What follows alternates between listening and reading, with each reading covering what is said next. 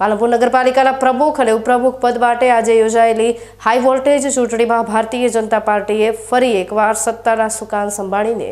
પાલિકા પર પોતાની પ્રચંડ અને મજબૂત પકડ સાબિત કરી દીધી છે। તાજેતરમાં જ સંપન્ન થયેલી પાલનપુર નગરપાલિકાની સામાન્ય ચૂંટણીમાં જનતા જનાર્દને ભાજપને સ્પષ્ટ બહુમતીનું ભાથું આપ્યું હતું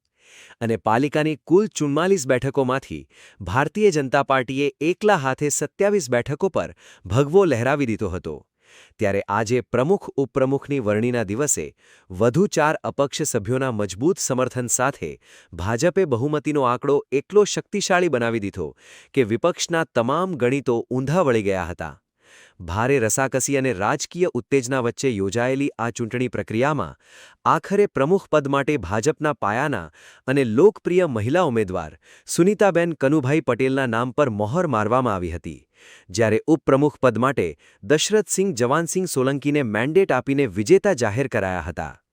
આ રોમાંચક ચૂંટણી જંગ દરમિયાન મતદાનની પ્રક્રિયા હાથ ધરાતા ભાજપના પ્રમુખ અને ઉપપ્રમુખ પદના ઉમેદવારોને કુલ 31 મતોનું ભારેખમ સમર્થન સાંપડ્યું હતું, જેમાં ભાજપના પોતાના 27 નગરસેવકો ઉપરાંત 4 કિંગ મેકર બનેલા અપક્ષ સભ્યોએ પણ કમળની તરફેણમાં ખુલ્લેઆમ મતદાન કર્યું હતું, જ્યારે બીજી તરફ સાવ નબળી પડેલી કોંગ્રેસના પ્રમુખ અને ઉપપ્રમુખના ઉમેદવારને માત્ર 12 મતોથી જ સંતોષ માનવો પડ્યો હતો અને એક અપક્ષ સભ્યે આ રાજકીય મહાભારતમાં કોઈ પણ પક્ષમાં ન જોડાઈને તટસ્થ રહેવાનું મુનાસિબ માન્યું હતું। આગામી સમયમાં આવી રહેલી વિધાનસભાની મહાચૂંટણીના સમીકરણોને અને જ્ઞાતિગત સમીકરણોને બરાબર ધ્યાનમાં રાખીને ભાજપના હાઈકમાન્ડે આ વખતે પાટીદાર સમાજના સક્ષમ અને ભણેલા ગણેલા ચહેરા પર મોટો વિશ્વાસ વ્યક્ત કર્યો છે,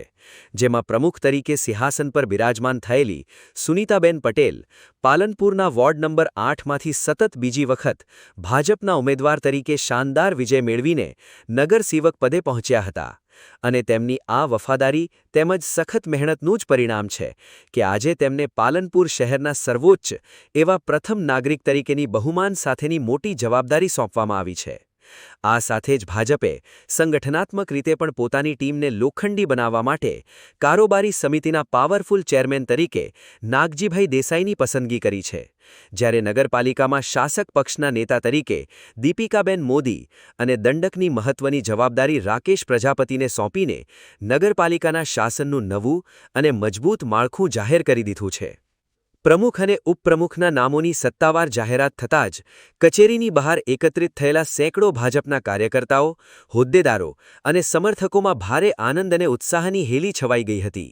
અને આખું નગરપાલિકા પરિસર ઢોલ નગારાના ગડગડાટ, ફટાકડાના ધડાકા અને અબીલ ગુલાલની છોડો વચ્ચે વિજયોત્સવના ભવ્ય રંગમાં રંગાઈ ગયું હતું, જ્યાં તમામ કાર્યકરોએ નવા ચૂંટાયેલા પદાધિકારીઓને ફૂલહારથી લાડ લડાવીને મોં મીઠા કરાવી શુભેચ્છાઓનો ભારે વરસાદ કર્યો હતો।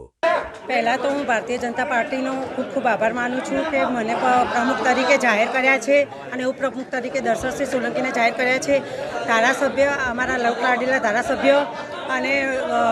જિલ્લા સંગઠન, શહેર સંગઠનનો ખૂબ ખૂબ આભાર માનું છું કે અમને પ્રમુખ તરીકે વરણી કરી છે। રોજ પાલનપુર નગરપાલિકામાં ભારતીય જનતા પાર્ટી દ્વારા પ્રમુખ તરીકે સુનીતાબેન પટેલ અને ઉપપ્રમુખ તરીકે જે મારી વરણી કરી છે એ બદલ હું ગુજરાત પ્રદેશ ભારતીય જનતા પાર્ટીના સૌ પદાધિકારીઓનો આભાર માનું છું। ગુજરાત સરકારના માન્ય ભૂપેન્દ્રભાઈ પટેલ હોય, હર્ષભાઈ સંઘવીનો પણ આભાર માનું છું। જિલ્લા ભારતીય જનતા પાર્ટીના પ્રમુખ શ્રી કીર્તિસિંહ બાપુ, મહામંત્રીશ્રીઓ અને પાલનપુર શહેર ભાજપની ટીમને પણ હું દિલથી ખૂબ ખૂબ આભાર માનું છું। અમારી પર જે વિશ્વાસ મૂક્યો છે તે અમે આવનારા સમયમાં પાલનપુરમાં ભારતીય જનતા પાર્ટીની ટીમ બની બધા સૌ સાથે મળી કામ કરશું। પાલનપુર નગરપાલિકામાં ભાજપના આ ભવ્ય વિજય અને નવા પદાધિકારીઓની વરણી બાદ શહેરના રાજકીય માહોલમાં ગરમાવો વ્યાપી ગયો છે,